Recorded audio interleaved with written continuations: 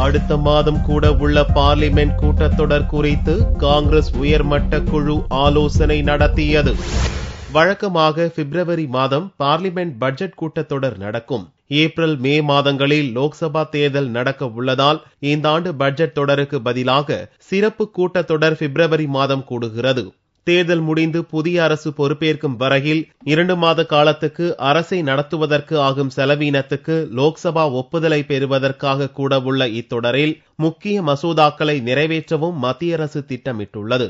இந்நிலையில் காங்கிரஸ் உயர்மட்ட குழு கூட்டம் சோனியா தலைமையில் பிரதமர் மன்மோகன் சிங் இல்லத்தில் வெள்ளியன்று கூடியது.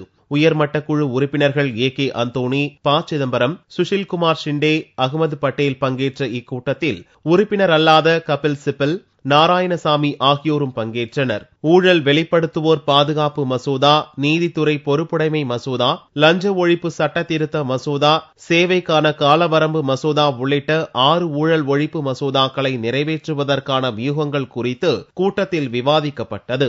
லோக்பால் சட்டத்திருத்த மசோதா குறித்தும் வடமாநிலங்களில் அதிக அளவில் வசிக்கும் ஜாட் இனத்தவருக்கும் இடஒதுக்கீடு வழங்குவது குறித்தும் கூட்டத்தில் விரிவாக ஆலோசிக்கப்பட்டது. முன்னதாக பிரதமர் மன்மோகன் சிங்கை காங்கிரஸ் துணைத் தலைவர் ராகுல் தனியாக சந்தித்து ஆலோசனை நடத்தினார். லோக்சபா தேர்தல் நெருங்கி வரும் சூழலில் அடுத்த மாதம் கூடும் பார்லிமென்ட் தொடரில் ஊழல் ஒழிப்பு மசோதாக்களை நிறைவேற்ற வேண்டியதன் அவசியத்தை ராகுல் வலியுறுத்தியதாக கூறப்படுகிறது.